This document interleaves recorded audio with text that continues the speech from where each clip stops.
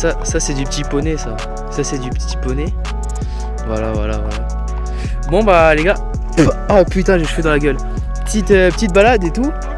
Puis... Ah, monsieur. Ouais non, je suis encore en panne là les gars. C'est quoi comme voiture? C'est quoi cette voiture? C'est normal, j'ai une Ford Puma. Vous pouvez me montrer vite fait ce que c'est? Pas de problème. Alors voici une Ford Puma de l'année 1997. 97, d'accord. Elle se fait un peu vieille. Elle a 27 ans. Du coup j'ai compté, elle a 27 ans. Toute d'origine, grise, en phase 1 du coup. D'accord. Les toutes premières qui sont sorties en 1900, en juillet 97. Et franchement, elles sont pas mal. Bon, là, elle a quelques petits tatouages, mais je l'ai acheté à un mec, quoi. Enfin, franchement, il m'a fait un... Ford a décidé de sortir cette magnifique merguez pour concurrencer un peu le marché en Europe, quoi. Parce que Ford, c'est quoi? C'est les Mustangs. Les voitures, elles tournent pas, elles sont lourdes et tout. Bah là, Ça boit surtout. Quoi? Ça boit, non? Ça boit, mais là aussi ça boit. Ah merde. Ah non, t'inquiète pas, là ça boit. Comment ça boit? Ça boit beaucoup, mais on parlera ça juste après. D'accord. Donc là vraiment c'est vraiment tout l'inverse de ce que faisait Ford à l'époque. C'est une voiture avec un bon châssis, légère. On est à environ 1 tonne 1. Ça dépendait des versions et des phases. Là je crois que donc, vu que c'est une phase 1, ce sera à environ 1 tonne 1. Magnifique jante aussi. Tulipe de la phase 1. Les phases 2 c'est des jantes en bâton. Elles sont moins belles je trouve. Donc celle-là est toute d'origine, sauf à l'arrière. J'ai mis des ressorts courts uniquement à l'arrière, c'est la seule modification. Parce qu'en fait je trouvais que de base elles étaient vraiment hautes à l'arrière et ça rendait vraiment moche. Alors que là c'est du coup la même hauteur. À l'arrière des ressorts courts, à l'avant il n'y en a pas. C'est vrai que le fitting est pas trop mal. Ah ça revient à la même hauteur quoi. Et du coup ça la rend plus belle, une meilleure tenue de route. Bon, si vous voulez un devis, envoyez-nous un mail. Le mail sera en description. Je vous fais un devis pour les ressorts courts quoi. Mais que sur Ford Puma de 97. Je le fais aussi. Mama le tarpé. Explique-nous ça là, explique-nous ça. Je vous explique l'arrière. L'arrière c'est une sacrée histoire. Hein. D'accord. À l'arrière aussi on a vu surtout. C'est une sacrée histoire. Cache la plaque, Ah ouais. Okay. En fait c'est une sacrée histoire ce qui s'est passé. C'est qu'en fait ils ont essayé de faire un truc, ça a vraiment genre c'est beau. Mais c'est particulier quoi, tu vois. Les feux comme ça, en fond noir. Un peu genre Lexus. Ouais. C'est Lexus quoi. Avec les clignotants, les feux de stop. Et ça c'est les feux de marche arrière, il y en a 2. Effectivement. Ils ont mis le budget sur les feux arrière. Ils ont mis le budget mais que là-dedans quoi. D'accord. Non, en vrai non je rigole. Et petite ligne qui dépasse comme ça c'est vraiment pas mal je trouve. C'est vrai, c'est sympa, c'est sympa. D'avoir une ligne qui dépasse comme ça c'est vraiment pas mal côté droit. Donc maintenant on va parler de l'intérieur. L'intérieur donc c'est une 4 places pour un coupé de l'époque. Évidemment c'est un coupé donc que 2 portes. Mais c'est pas trop mal, on a un petit volant. Les sièges d'origine. Un peu baqués quand même. Ils sont un petit peu baqués, mais ils sont pas. Franchement, il est très confortable. T'es un petit peu allongé dans cette position de conduite là, le pommeau de vitesse. Voilà, POV du conducteur. Là c'est la POV, fond de compteur blanc. Fond de compteur blanc, c'est vrai. Ça c'est vraiment pas mal. Ça c'est tuning ou Non, c'est pas tuning. C'est pas tuning ça. Ah ok, c'est pas tuning, c'est pas mal. Elle a que 60 000 bornes. Elle est neuve au final, elle est neuve. Les cas c'est pas mal le bois. C'est quoi comme bois? C'est du bois de bois. D'accord. Monsieur? Oui. Qu'est-ce que vous faites ici? La Ford Puma a existé en 3 versions. Mais évidemment, essence, 1,4 litre 90 chevaux, le 1,6 litre 7 soupapes 100 chevaux et le 1,7 litre 16 soupapes aussi, 25 chevaux. 125 chevaux, qu'est-ce que je raconte? 125 chevaux, d'accord. 125 chevaux. Ça pousse. Avec un système à cam variable. À l'époque, ça se faisait beaucoup, donc c'est un moteur atmosphérique. En mode Honda Civic. En mode Honda Civic, c'était vraiment la même chose. Bah, regardez, je vais vous montrer. Vas-y, montrez-moi ça.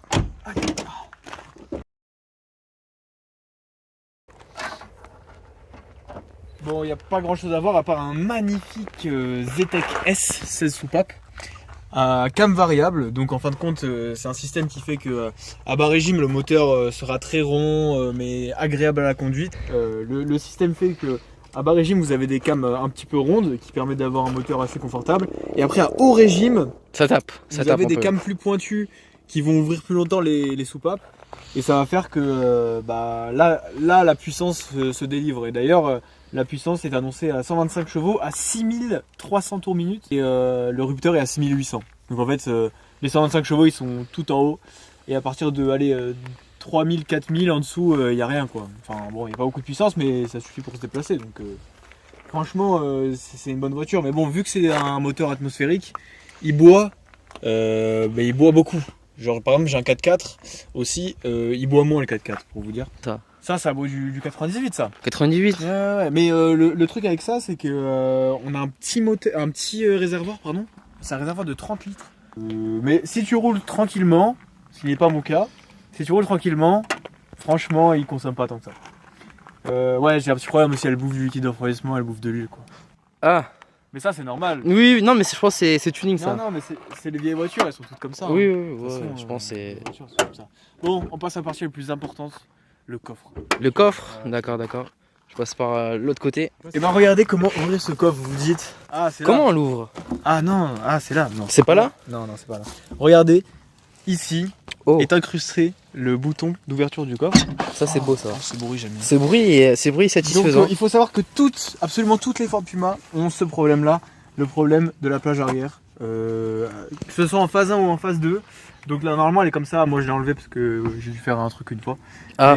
Mais la plage arrière elle déconne quoi, donc en fait elle va tomber. Elle comme bug ça, un peu, quoi. Elle va faire de la merde quoi. Donc c'est très chiant, mais si tu l'enlèves c'est très moche, donc à voir quoi. Moi je l'ai mise comme ça. Le coffre est vraiment énorme, genre il est immense, venez filmer monsieur. Le coffre oui, ouais. il est vraiment très grand. Tu peux mettre, j'ai mis une moto dedans une fois. Est-ce que je rentre dedans? Bah. Donc si on retient bien, c'est ici pour ouvrir. Paf. La Ford Puma est basée sur le châssis de la Ford Fiesta MK4 de l'époque.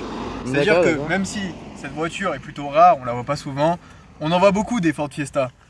Donc en fin de compte, les pièces de châssis, comme les triangles par exemple, ou je ne sais pas, sont pas si chères que ça puisqu'on en trouve partout. Pas mal les panards. Merci. Ok. Ça va, c'est pas trop dur à sortir? Ah, fallait couper là. Vas-y, sors. Ah, j'ai mal au dos. Ouais les gars. Bon. Putain, c'est pas mal la vue, hein. Bon, allez, hop, on retourne au boulot. Le saviez-vous? La Ford Puma est une vraie merde à entretenir.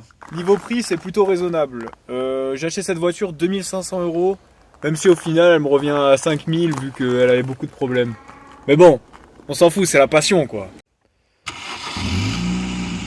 Oula, c'est un beau bruit ça, c'est d'origine ça, c'est... Non, il y a une ligne. Combien la ligne? Ah, elle m'a coûté cher, elle m'a coûté une mèche et un catalyseur. Bon, venez. Ouah, pa. Ça c'est beau ça on aime. Ça crépite. Du coup, un petit devis pour la ligne? Ouais, 8 €. D'accord, ok. Ça, c'est suffisant je pense. Ouais, c'est suffisant. Bon, allez, venez, je vous Bon, emmène. et c'est routier? C'est routier. Allez, c'est parti. Sympa le bruit, sympa, j'aime bien. Ouais, je sais. Voilà, ce que je vous disais, c'est que en bas régime, on a une accélération qui est pas forcément folle, une voiture assez basique. Mais après, quand on va commencer à monter dans le haut régime, la sonorité va changer, tout va un petit peu changer dans ce moteur, et puis et la voiture va se mettre à vraiment accélérer, et là, c'est là qu'on aura tout le plaisir. Donc là, on va pas faire les fous, parce qu'on a le soleil, il y a des gens et tout, mais après, on ira sur une route fermée, vous inquiétez pas. Non, je rigole. Oula, Donc on est sur une petite traction, bonjour, monsieur Jourdain. On est sur une traction légère. Donc voilà, vraiment, c'est pour ça que si on a une voiture aussi légère, c'est parce qu'on est sur une traction.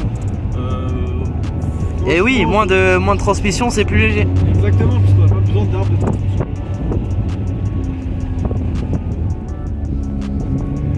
Waouh. Waouh. Ah oui, c'est pas... Ah, les plans, quoi. Waouh. Je pense au cinéma, il n'y a pas plus de qualité. C'est pas autant de qualité là. Bon, on va pas dans la fin du tour, mais genre maintenant. Waouh, oui. Bien sûr, Circuit fermé hein, si vous roulez à la vitesse limite. Hein. Bien sûr, bien sûr. Waouh, waouh. Oh, le truc est cool.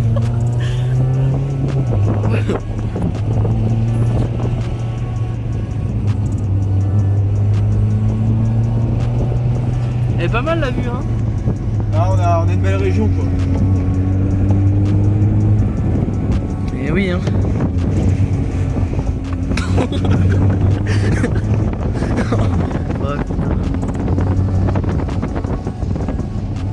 Quelque chose à dire de plus sur cette magnifique Puma? Ah, j'adore cette voiture, je pense jamais la vendre.